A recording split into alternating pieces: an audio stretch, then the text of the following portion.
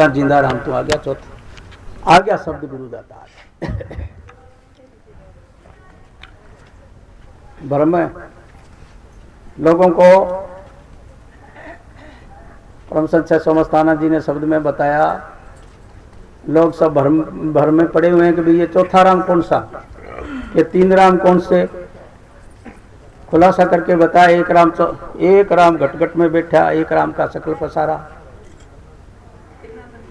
एक राम दशरथ का बेटा, एक राम घट घट में बैठा, एक राम का सकल पसारा, एक राम तीनों से नारा। जग में 4 राम है, 3 राम व्यवहार, चौथा राम निज सार है, ताका करो विचार। तो सभी फकीर बताते हैं कि 3 युगों में धरती पर धर्म का प्रचार करने के लिए काल के अवतार आते हैं। सबसे सतयुग के अंदर ब्रह्मा विष्णु महेश ने अवतार लिया। त्रेता युग बीता, सतयुग बीता, त्रेता लगा, रामचंद्र भगवान आए। उन्होंने अष्टांग योग की भक्ति चलाई, कभी मुक्ति का मार्ग अष्टांग योग है। तीसरे मुकाम से उतर के आए, परम सत्य बताते हैं, तो अष्टांग योग की भक्ति से तीसरे मुकाम तक पहुंचे। तीसरे युग द्वापर युग के अंदर खुद सृष्टि का रचने वाला काल भगवान कृष्ण भगवान का रूप धारण करके आए। होम, यज्ञ, तपस्या, इस तरह से ये 4 साधन मुक्ति के बताए। किंतु ये तीनों ही धर्म की जो पद्धतियां हैं वो 3 लोक से पार नहीं कर सकती। परम संत ये बात बताते हैं।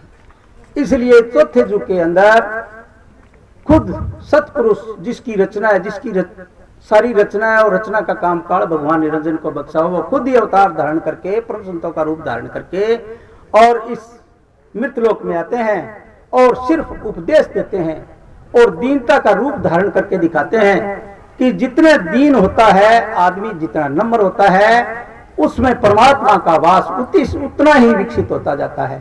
और अंदर में अहंकार की, मन इंद्रियों की अगर रतिवर भी वास है तो वो आता नहीं है।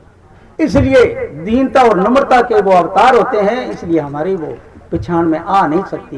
क्योंकि हम देखते हैं कि दुनिया के अंदर जिसके पास में सबसे ज्यादा रुतबा हम उसी को सबसे ज्यादा बड़ा मानते हैं। किंतु मालिक के दरगाह में जाने के लिए ये कसौटी है कि जिसके पास जितनी ज्यादा नई दीनता और नम्रता होती है, उसके पास में परमात्मा का नाम खजाना उतना ही ज्यादा होता है।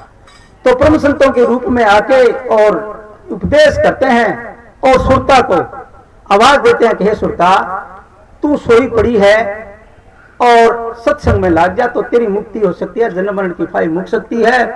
तो किस तरह से जागना है और किस तरह से सोना है कि जब तक संसार के कारो व्यवहार में सुरता लगी हुई है तो वो सोई हुई है, सोती है, उस जगत से सोई हुई है। और जगत के कारो व्यवहार से बेमुख होके अंतर में अगर सतगुरु का ध्यान लगाती है, सतगुरु की महिमा करती है और उसके बताए मार्ग पर चलती है, तो वो एक तरह से जागना है। और जागने की सबसे पहली कसौटी है सत्संग में आके बैठना, परम संतों का जिक्र सुनना और उनके प्रेमियों की मजलिस सुनना। ये जागने की निशानी है। तो किस तरह से परम संत आके इस मृतलोक में इस सुरता को आवाज लगाते हैं कि सुरता, 3 युग हो गए तू सोई हुई थी, तीनों अवतार आए उनकी, तू सत्संग में गई किंतु तू जाग नहीं सकी, मोह माया में पड़ी रही। अब तेरा टाइम आ गया है, फकीर तेरे को जगाने के लिए आ गए हैं।